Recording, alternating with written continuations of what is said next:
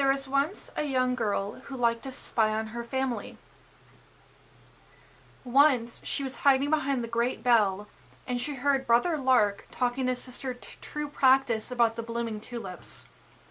The snow was just melting and seeping to the bulbs beneath the frozen soil.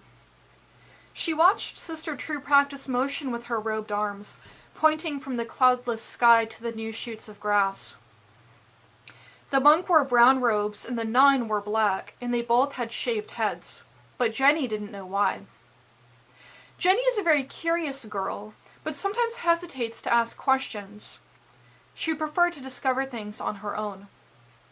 That night at evening meditation, she asked Sister True Practice, "Why is your head shaved?" And the nun kindly answered, "We shave our heads because for women, the hair is ultimate beauty. Women spend so much time grooming their hair and washing.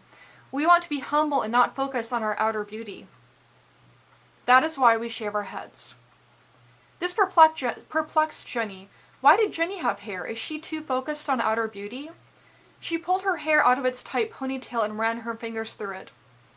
It was long and dark, soft but tangled. It had dust from the earth in it. After evening meditation, Jenny sat drinking a mug of tea in the dining hall. She thought about the same thing that she did every night.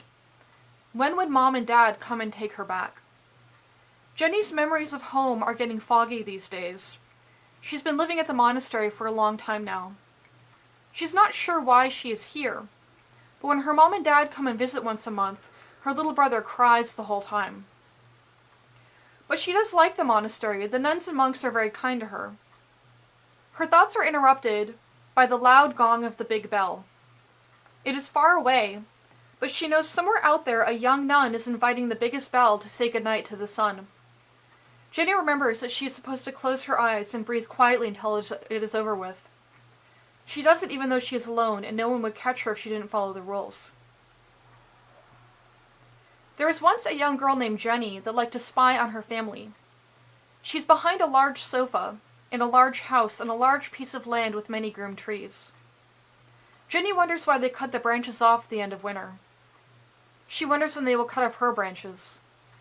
Dad just got home from a business trip. She hasn't seen him in weeks. But Mom told her to go to bed because he's too worn out and will see her tomorrow after work if he can. Jenny is listening from behind the big couch. She can hear well, but her parents are speaking in hushed voices, so she only picks up bits and pieces. School says that not many friends, playground, picking her lips a lot, refusing to speak, refusing food, childhood, troubled, obese. They want us to handle her. They can't do anything else, Jenny heard. There are only their 2 children at the monastery. Ben is 13 and Claire is 12. But they haven't been here long, and their parents call them on the phone every day to talk and visit once a week. They get letters and presents in the mail. When they brought Jenny here, Mom and Dad said that they were leaving her because the nuns and monks were going to make her a happy girl again. But she never felt especially sad. What she does remember, though, is all of the crystal clear windows in her parents' house, and how they lined every room, and how the maid cleaned them every day, and sometimes she thinks about how she shattered every single one of them with her small hands. She squeezes her fists tight, and the scars pull and turn white. Then when she relaxes her hands, they turn dark again. Sister True Practice tells Jenny that there is a feeling inside of your body. She says that she used to feel it too before she became ordained. She laughs and says that it is sort of like feeling hungry, or the lump in your throat when you're going to cry, or the knots in your stomach when you are worried. Jenny is working on feeling inside her body, but all that she can feel is clouds and frozen. Jenny likes to watch Ben and Claire play soccer with the nuns and monks. They run and jump like rabbits. Ben always asks Jenny to play, but she prefers to play alone. Ben always asks anyway, just in case she changes her mind. She enjoys playing chess with Ben, though, but sometimes she lets him win on purpose. They spend hours on the weekends playing chess. They talk about the old television shows they used to watch, and video games they used to play, and wonder what is happening in the newest episodes. Sometimes they make up their own stories about what is happening. Ben came to the monastery a month ago, during the Christmas retreat. Every Christmas, the monastery invites the public to come and stay for a week to rest. The families of the nuns and monks are usually there as well, mostly their siblings, nieces, and nephews. They stay in special cabins at the monastery. Jenny remembers that among the 100 or so people that came to visit, Ben was there. He came with his family. His family loves him so much, they cried when they left him. Ben's older brother had hurt himself and died violently, and then Ben was failing out of school. The nuns said that he could stay for a few weeks to rest and to heal. It is a few days before the spring equinox. Sister True Practice is sitting on a bench with Jenny, touching her hand lightly. "Your mother said they will not make it tomorrow, Jenny. I'm so sorry." Sister arches her neck down to look Jenny in the eye. Jenny looks away at the tulips leading to the pathway to the meditation hall. The pathway is made of cobblestones and is lined with tulips as well as small lampposts and statues of the Buddha. The meditation hall looms in the distance. It is a pale wooden building, like a cathedral. The ceilings are 100 feet high and come to a point. There are beautiful windows lining each wall. The windows are cleaned by nuns every single day so they are spotless. They look out into the woods and the river that flows by with your thoughts. At the front of the hall is the altar. The altar is the most beautiful thing Jenny has ever seen. It's more pretty than when her mother used to braid her hair and place a fancy headpiece in it for special occasions. There are white candles, oranges, and sand that is scattered in mesmerizing patterns. Every morning and every night the family meets here to meditate and teach Dharma. A lot of it is confusing to Jenny, so they let her leave early to play with her dolls. Jenny sleeps in a room with Sister True Practice, Claire, and another young nun. They share a room and they turn the lights out at 9 o'clock sharp every night. And Jenny falls asleep as soon as the light vanishes. She has sweet dreams about riding horses and going to the beach, like she did before her brother was born. She is not sad. She feels nothing inside of her body. She rubs the scars on her fists. The next night at dinner, Sister True Practice surprises Jenny with a vegan chocolate cake for her birthday. It has 9 candles. Jenny is so happy. The monastery sings happy birthday and she blows them out. Then they give her a present wrapped in shiny blue paper. Jenny takes the box hesitantly, looking around the room and uncomfortable with the attention. She carefully opens the paper and opens the box, and it is a whole play set of horses. It has a miniature stable and a stallion, a mare, and a colt. Suddenly, Jenny feels nothing inside of her body. She is stuffed with cotton. She is a doll. She has long hair and clean skin and bright eyes, and she is lean now since she has been at the monastery. It is a sheet of paper when she pictures herself.